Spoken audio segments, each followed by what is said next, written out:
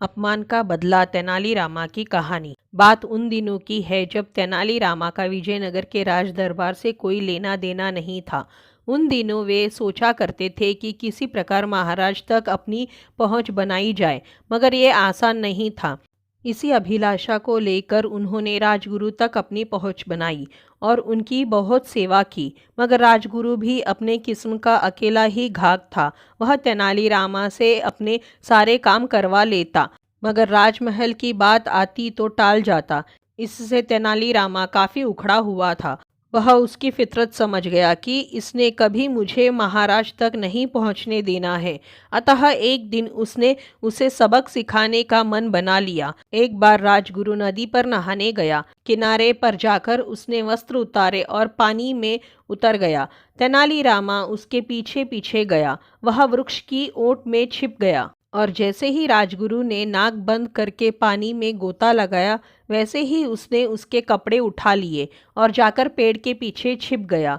कुछ देर बाद जब राजगुरु नहाकर किनारे की ओर बढ़ा तो अपने कपड़े वहां न पाकर ठिठक गया। अरे यह कौन है? वह चिल्लाया। मेरे वस्त्र किसने उठाए हैं? ओहो रामलिंगन, मैंने तुम्हें देख लिया है उस वृक्ष के पीछे। अरे भाई, मजाक छोड़ो और मेरे वस्त्र दो। देखो, मैं तुम्हें महाराज तक अवश्य पहुंचाऊंगा। तेनालीरामा का असली नाम रामलिंगन ही था।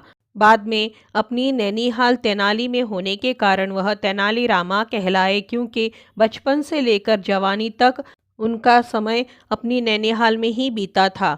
तुम झूठे हो राजगुरु, आज तक तुम मुझे झूठे दिलासे देते रहे हो। वह बाहर आ गया। इस बार मैं पक्का वादा करता हूँ। वादा करो कि तुम मुझे कंधे पर बिठाकर इसी समय राजमहल ले चलोगे। कंधे पर बिठाकर? राजगुरु क्रोधित हो उठा। तुम पागल तो नहीं हो गए रामलिंगन? हाँ, तुम्हारे झूठे आश्वासन पा पा कर पागल ही हो गया हूँ। बोलो, मेरी शर्त मंजूर है तो बोलो, वरना मैं चला अपने रास्ते पर। अरे नहीं नहीं, मुझे तुम्हारी शर्त मंजूर है। हथियार डालते हुए राजगुरु बोला। लाओ, मेरे वस्त्र दो। तेनालीरामा ने उसके वस्त्र दे दिए। राजगुरु ने बाहर आकर जल्दी जल्दी वस्त्र पहने, फिर उसे अपने कंधों पर बिठाकर महल की ओर चल दिए। जब राजगुरु नगर में पहुंचा तो लोग यह विचित्र दृश्य देखकर हैरान रह गए। लड़के सीटियां और तालियां बजाते उनके पीछे पीछे चलने लगे। चारों ओर शोर मच गया। राजगुरु का जुलूस देखो, राजगुरु का जुलूस। राजगुरु अपने आप को ऐसा अपमानित महसूस कर रहा था जैसे भरे बाजार में वह नंगा चल रहा हो। धीरे धीरे ये काफिला राजमहल के करीब पहुंच गया। महाराज अपने कक्ष में बैठे थे। शोर सुनकर वे बाहर बरामदे में आए, फिर बुर्ज में आकर नीचे का नज़ारा देखने लगे। उन्होंने देखा कि राजगुरु एक व्यक्ति को कंधे पर बिठाए लिए चले आ रहे हैं। लज्जा से उनका सिर झुका हुआ है और शरीर पसीना पसीना हो रहा है। पीछे आते लोग उनका मजाक उड़ा रहे हैं और कंधे पर बैठा व्यक्ति हंस रहा है। राजगुरु का ऐसा अपमान देखकर महाराज को बेहद क्रोध आया। उन्होंने अपने 2 अंगरक्षकों को आदेश दिया कि जो व्यक्ति दूसरे के कंधे पर बैठा है उसे नीचे गिरा दो और मुक्को लातों से खूब पिटाई करके उसे छोड़ दो, मगर दूसरे व्यक्ति को सम्मान सहित हमारे पास ले आओ। राजगुरु तो महाराज को नहीं देख पाया, मगर तेनालीरामा ने देख लिया कि उनकी ओर इशारा करके महाराज अपने अंगरक्षकों से कुछ कह रहे हैं। बस तेनालीरामा को समझते देर नहीं लगी कि दाल में कुछ काला है। वह झट से राजगुरु के कंधे से उतरा और क्षमा मांगने लगा। क्षमा याचना करके उसने राजगुरु को अपने कंधे पर उठा लिया और उनकी जय जयकार करने लगा। तभी राजा के अंगरक्षक वहां आए। उन्होंने राजगुरु को तेनालीरामा के कंधे से नीचे गिरा लिया और बुरी तरह उनकी पिटाई करने लगे। बेचारा राजगुरु पीड़ा के मारे चीखने लगा। सैनिकों ने उसकी खूब पिटाई की। फिर तेनालीरामा से बोले, आइए, आपको महाराज ने बुलाया है। राजगुरु हैरान था कि यह सब क्या हो रहा है। अंगरक्षक तेनालीरामा को लेकर महाराज के पास पहुंचे तो उसे देखकर महाराज भी बौखलाए। यह किसे ले आए? हमने कहा था कि ऊपर वाले की पिटाई करे और नीचे वाले को ले आए। ये नीचे वाले ही है महाराज, वो पाजी इनके कंधों पर बैठा था। ओहो, इसका मतलब यह व्यक्ति बहुत चालाक है। इसने पहले ही अंदाजा लगा लिया था कि क्या हो सकता है। इसे ले जाकर मौत के घाट उतार दो। इसने राजगुरु का अपमान किया है।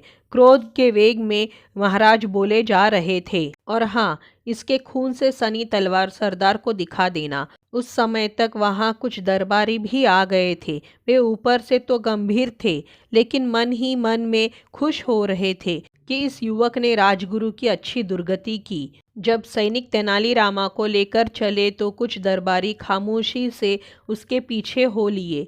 एक स्थान पर जाकर उन्होंने असली कारण पूछा तो उन्हें लगा कि तेनालीरामा निर्दोष है।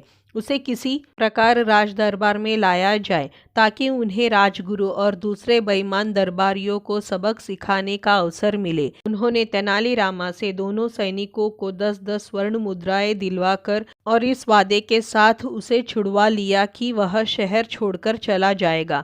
सिपाहियों ने तबेले में जाकर एक बकरे को हलाल करके उसकी खून से रंगी तलवारें सरदार को दिखा दी। तेनालीरामा को जहाँ जान बचने की खुशी थी, वहीं 20 स्वर्ण मुद्राओं के जाने का दुख भी था, मगर वह भी इस प्रकार चुप बैठने वाला नहीं था।